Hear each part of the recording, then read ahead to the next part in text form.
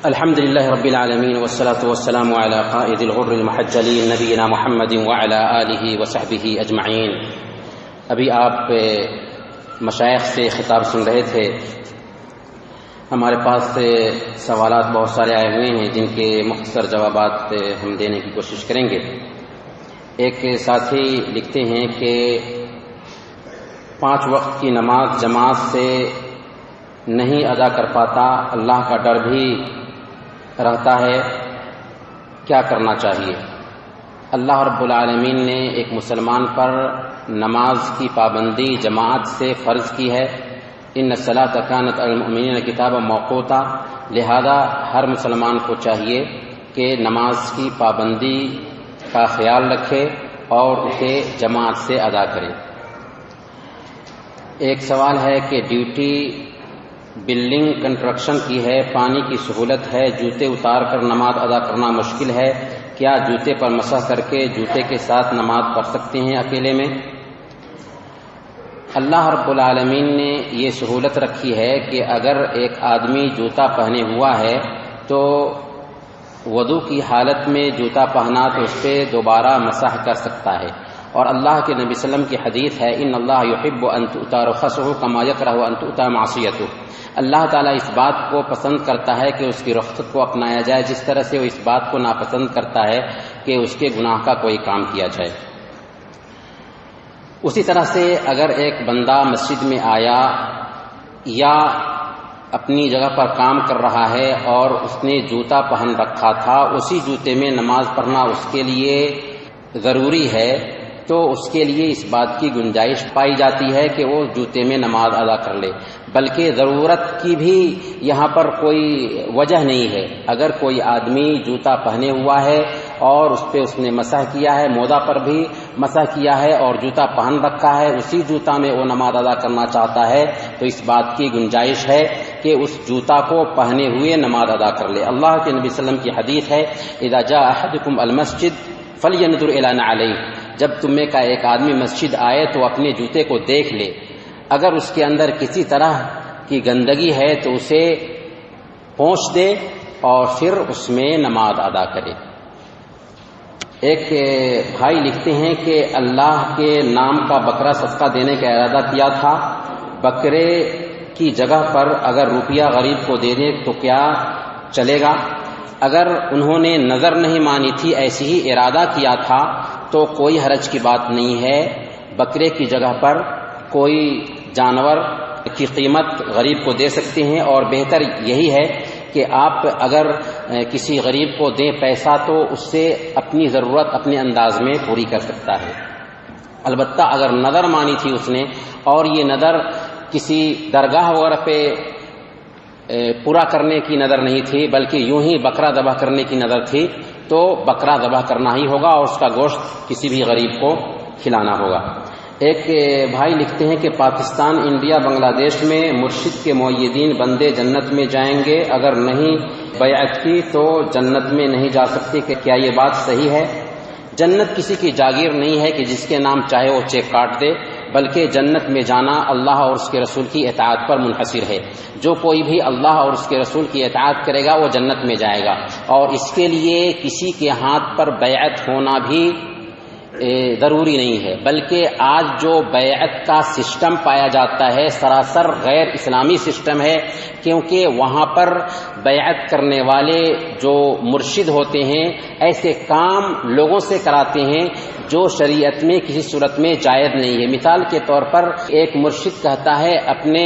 آدمی کو کہ تم فلاں ذکر اتنی مرتبہ کرو، کبھی کبھار وہ 1000 مرتبہ ذکر کرواتا ہے۔ ظاہر سی بات ہے کہ اللہ کے نبی صلی اللہ علیہ وسلم سے 100 مرتبہ سے زیادہ ذکر کے الفاظ کوئی ثابت ہی نہیں ہیں، تو وہ کہاں سے 1000 مرتبہ ذکر کرائے گا؟ کہنے کا مطلب یہ ہے کہ اس طرح سے جو آج بیعت کا سسٹم پایا جاتا ہے سراسر غلط ہے، اور ایسے لوگوں کے ہاتھ پر بیعت کرنا بھی نہیں چاہیے کیونکہ وہ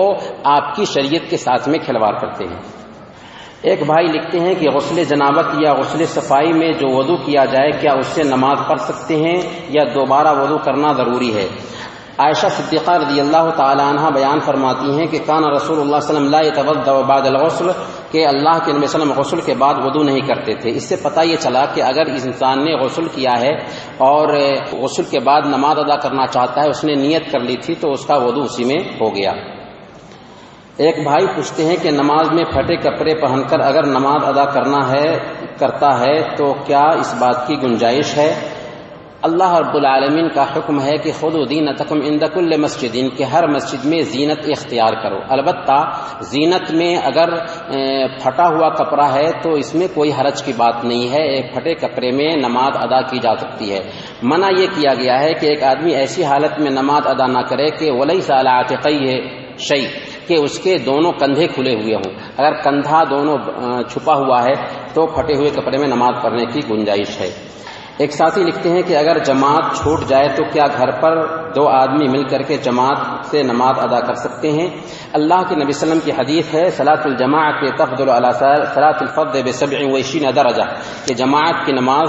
اکیلے نماز پر 27 گنا زیادہ اہمیت رکھتی ہے۔ اس ناحیے سے ایک مسلمان کو چاہیے کہ مسجد میں جماعت سے نماز ادا کرنے کی کوشش کرے، لیکن اگر جماعت چھوٹ گئی تو گھر پر بھی 2 آدمی اگر ہیں تو جماعت سے نماز ادا کر سکتے ہیں۔ ایک بھائی لکھتے ہیں کہ قرضہ لینے اور دینے والا اس دنیا سے رخصت ہو گیا، لیکن جس کے لیے قرضہ لیا گیا تھا وہ اس دنیا میں زندہ ہے، تو کیا وہ ادا کر سکتا ہے؟ ظاہر سی بات ہے کہ جس کے لیے قرضہ لیا گیا تھا اصل وہی انسان اس بات کا مکلف ہے کہ اسے ادا کرے، بشرطے کہ اگر لینے والا زندہ ہوتا تو وہ چونکہ اس کے لیے قرضہ لیا تھا، زندہ نہیں ہے، تو جس نے اس رقم کو استعمال کیا ہے اس کی ذمہ داری بنتی ہے کہ جس سے قرضہ لیا ہے اسے ادا کرے۔ اور اللہ کے نبی صلی اللہ علیہ وسلم کی حدیث ہے نفس المؤمن معلقۃ بدینہ حتی یقضى عنہ، کہ ایک انسان کی جان قرض کی وجہ سے لٹکی رہتی ہے یہاں تک کہ اس کی ادائیگی کر دی جائے۔ ایک بھائی لکھتے ہیں اگر بچوں کے کھلونے گھر پر ہوں تو کیا گھر میں انہیں رکھا جا سکتا ہے؟ اگر یہ کھلونے ذی روح کے ہیں تو بعض علماء نے اس کی بھی اجازت دی ہے، کیونکہ اس سے ایک طرح سے بچوں کے اندر مانوسیت پیدا ہوتی ہے، لیکن غیر ذی روح کے کھلونے ہیں تو اس میں کوئی حرج کی بات نہیں۔ ایک بھائی لکھتے ہیں کہ شیخ کویت میں اسلامی بینک ہے، یہاں کے بینکوں میں لون دینے کا رواج ہے جس میں لون کی ادائیگی میں اصل کے ساتھ کچھ کمیشن بھی دیا جاتا ہے، جس کے بارے میں کہا جاتا ہے کہ سود نہیں۔ دیکھیں، اگر اسلامی بینک ہے اور اسلامی بینک نے آپ کو قرض دیا ہے اور معاملہ بالکل واضح ہے کہ آپ پیسے نہیں لے رہے ہیں بلکہ کوئی سامان خریدنا چاہ رہے ہیں، اور پھر اس کے بعد آپ سے اسلامی بینک قسطوں پہ ادائیگی کا مطالبہ کرتا ہے تو اس بات کی گنجائش پائی جاتی ہے۔ ہم تفصیل میں نہیں جانا چاہتے کہ اسلامی بینک ہو یا غیر اسلامی بینک ہو وہ کیا آپ سے کراتا ہے، لیکن اگر رقم لینے کے بجائے آپ کوئی سامان خریدتے ہیں اور پھر اس کی ادائیگی قسطوں پہ ہو رہی ہے، انسٹالمنٹ پہ ہو رہی ہے، تو یہ جائز ہے۔ بالکل اسی طرح کا ایک بھائی اور پوچھتے ہیں سوال کہ کویت میں بہت سی کمپنیاں موبائل قسط پر دیتی ہیں جبکہ اس نقد قیمت کم ہوتی ہے، قسط پر زیادہ ہوتی ہے، تو کیا یہ جائز ہے؟ جی ہاں، جائز ہے۔ ایک سوال ہے کہ گھر میں اپنی بیٹیوں اور بیوی کے ساتھ جماعت ادا کر سکتے ہیں؟ جماعت سے مسجد میں نماز ادا کرنا ضروری ہے مرد کے لیے، البتہ کبھی کبھار اگر مسجد کی جماعت چھوٹ گئی تو ایک بندہ گھر میں بھی اپنے بچوں کے ساتھ میں نماز ادا کر سکتا ہے، البتہ طریقہ یہ ہوگا کہ وہ امامت کرائے گا، اس کے جو بچے ہوں گے اس کے پیچھے ہوں گے اور بچیاں اور اس کی بیوی ان کے پیچھے ہوں گے۔ ایک سوال ہے کہ کون شخص جہنم میں ہمیشہ رہے گا؟ شرک کرنے والا انسان جہنم میں ہمیشہ رہے گا۔ اللہ رب العالمین نے بیان فرمایا وَمَن يُشْرِكْ بِاللَّهِ فَقَدْ حَرَّمَ اللَّهُ عَلَيْهِ الْجَنَّةَ وَمَأْوَاهُ النَّارُ، کہ جو کوئی بھی اللہ کے ساتھ میں کسی کو شریک ٹھہراتا ہے اللہ تعالیٰ نے اس کے اوپر جنت کو حرام ٹھہرایا ہے اور اس کا ٹھکانہ دوزخ ہے، وہ ہمیشہ جہنم میں رہے گا، خالدین فیہا ابدا۔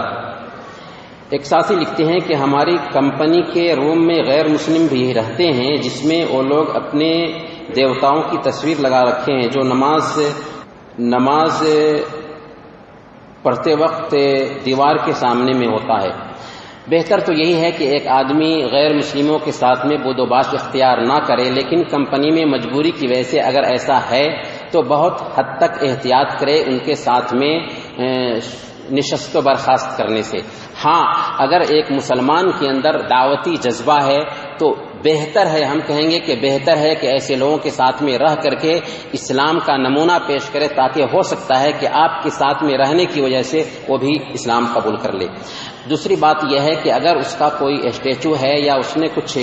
تصویر وغیرہ رکھی ہوئی ہے، اس کو اگر ایک کونے پہ رکھا ہوا ہے اور دوسرے کونے میں ہم نماز ادا کرتے ہیں تو اس بات کی گنجائش ہے۔ سوال ہے کہ کیا مورتی کی تصویر والے کمرے میں اس پر پردہ ڈال کر نماز پڑھ سکتے ہیں؟ جواب واضح۔ ایک بھائی لکھتے ہیں کہ مغرب کی اذان سے پہلے کیا عصر کی نماز پڑھ سکتے ہیں؟ مغرب کی اذان ابھی نہیں ہوئی ہے اور ایک رکعت ایک آدمی پا سکتا ہے سورج ڈوبنے سے پہلے، تو اس کے لیے ضروری ہے کہ عصر کی نماز پڑھ لے اور پھر اس کے بعد مغرب کی نماز ادا کرے گا۔ ایک بھائی لکھتے ہیں کہ اگر کوئی بچہ پیشاب کر دیتا ہے تو کیا اسی کپڑے میں نماز ادا کر سکتے ہیں؟ اللہ کے نبی صلی اللہ علیہ وسلم کی حدیث ہے یغسل من بول الجاریۃ ویرش من بول الغلام، بچی کے پیشاب کو دھلا جائے گا اور بچے کے پیشاب پہ پانی چھڑک دینا کافی ہے۔ اور ام قیس رضی اللہ تعالی عنہ ایک مرتبہ اللہ کے نبی صلی اللہ علیہ وسلم کی خدمت میں اپنے بچے کو لے کر کے آتی ہیں، اللہ کے نبی صلی اللہ علیہ وسلم نے اسے اپنی گود میں بیٹھایا تو اس نے پیشاب کر دیا، اللہ کے نبی صلی اللہ علیہ وسلم نے پانی منگوایا اور اس پہ چھڑک دیا۔ پتہ یہ چلا کہ اگر بچہ دودھ پی رہا ہے، کھانا نہیں کھاتا ہے، تو اس کے پیشاب پہ چھڑک دینا کافی ہے۔ بچہ کتنی سال تک ماں کی دودھ پی سکتا ہے، یا بچے کو کتنے سال تک ماں دودھ پلا سکتی ہے؟ اللہ رب العالمین نے بیان فرمایا والوالدات یرضعن اولادہن حولین کاملین لمن اراد ان یتم الرضاعہ، کہ مائیں اپنے بچوں کو مکمل 2 سال تک دودھ پلائیں جو رضاعت کی مدت پورا کرنا چاہتی ہوں۔ یہ کوئی ضروری نہیں ہے کہ 2 سال تک پلانا ہی ہے، البتہ اگر ماں پلانا چاہتی ہے تو 2 سال تک پلا سکتی ہے، اس سے کم میں بھی اگر بچے کو دودھ چھڑانے کی نوبت آئی تو چھڑایا جا سکتا ہے۔ اور اگر ڈاکٹر نے مشورہ دیا کہ نہیں 2 سال سے زیادہ تک بچے کو پلاؤ کہ اس کی صحت ٹھیک نہیں رہتی ہے، تو اس بات کی بھی گنجائش ہے۔ ایک بھائی لکھتے ہیں کہ جہنم سے آخری شخص جو نکلے گا اور جنت میں داخل ہوگا، جنت کے سبھی لوگ اس شخص کے جسم کے داغ کو دیکھیں گے، مہربانی کر کے اس کی وضاحت کریں۔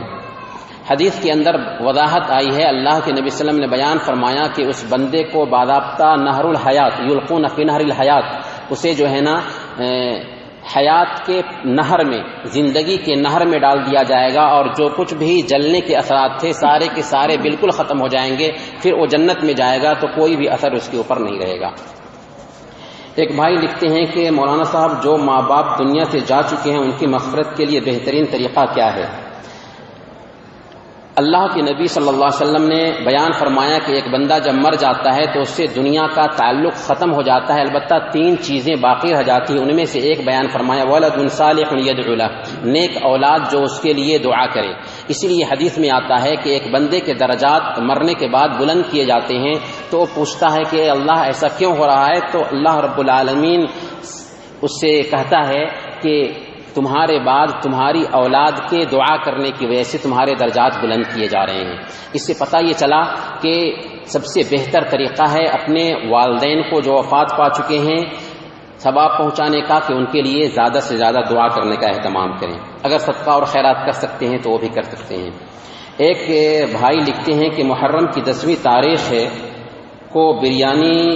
پکوان اور فاتحہ کرنا ٹھیک ہے یا نہیں؟ محرم کی 10ویں تاریخ کو اللہ کے نبی صلی اللہ علیہ وسلم کا اسوہ یہ ہے کہ روزہ رکھا جائے، کیونکہ اسی دن اللہ رب العالمین نے